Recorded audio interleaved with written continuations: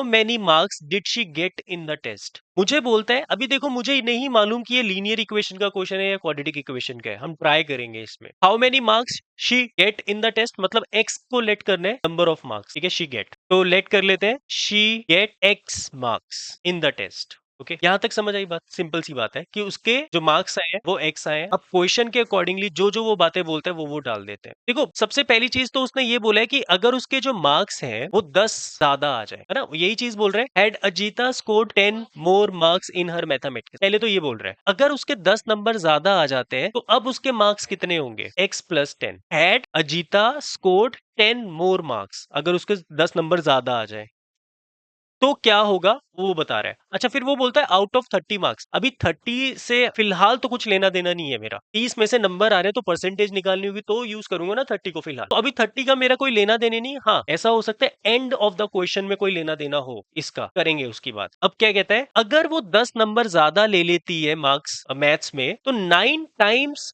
these marks would have been square root of her actual mark। कहते हैं 9 times these marks, मैं इन marks का 9 times कर देता हूं, मतलब मैंने कर दिया 9 इंटू एक्स प्लस 10। क्या ये वाली बात समझ आई? would have been is equal to square of her actual marks. इसके एक्चुअल मार्क्स कितने हैं, एक्स, और उसके किसके इक्वल है, वो स्क्वायर के इक्वल है। ये मेरी इक्वेशन बन गई और ये क्वाड्रेटिक इक्वेशन बन रही है। समझ आई ये वाली बात की नहीं? पक्का समझ आई? क्या नहीं समझ आया बताओ, मैं बताता हूँ। आ गया ना पक्का? देखो, क्वेश्चन में बोलता है कि अजीता के एक्स मार्क्स आए हैं, हमने ये लेट कर लिया कि उसके एक्स मार्क्स आए हैं। अब वो बोलता है कि अजीता अगर 10 नंबर ज्यादा ले लेती है तो क्या होगा, तो 9 times of these marks, in marks का 9 टाइम्स जो है वो square of her actual marks के इक्वल होगा, मतलब उसके स्क्वायर के इक्वल होगा। तो हमने इक्वल्स टू उसका स्क्वायर कर दिया। अब हमारे पास यहाँ इक्वेशन बनेगी 9x plus 90 is equal to x square. तो यहां से मेरे पास आएगा x square minus 9x minus 90 equals to 0। या तो स्प्लिटिंग द मिडिल टर्म से करेंगे या क्वाड्रेटिक फॉर्मूला से करेंगे। अभी क्योंकि इज इट पॉसिबल वाला क्वेश्चन नहीं है, स्प्लिटिंग से कर लेते हैं, आंसर आना चाहिए। ठीक है, प्रोडक्ट मेरा माइनस 90 है और सम मेरा माइनस 9 है। 90 को मैं 3 इंटू 3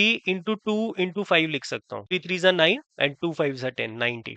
6 और 15 से 9 बन जाता है, तो हमारे पास आएगा x square minus 15x plus 6x minus 90 equals to 0। तो एक फैक्टर बन जाएगा x माइनस 15 एंड दूसरा फैक्टर बन जाएगा x प्लस 6। तो x की वैल्यू या तो 15 होगी या फिर माइनस 6 होगी। अब जो मार्क्स है उसके मार्क्स क्या नहीं हो सकते, नेगेटिव नहीं हो सकते। तो जो मार्क्स हैं वो क्या होंगे, तो 15 मार्क्स हैं उसके। समझ आया? ये क्वेश्चन डालनी है बेटा कि फाइनली हम ये चीज लिखेंगे, since x is the marks obtain, तो x माइनस 6 के इक्वल नहीं हो सकता, रिजेक्ट हो जाएगा। देयरफॉर x हमारा 15 होगा। और एंड में हम लिखेंगे so Ajita scored 15 marks in her mathematics test. हाँ,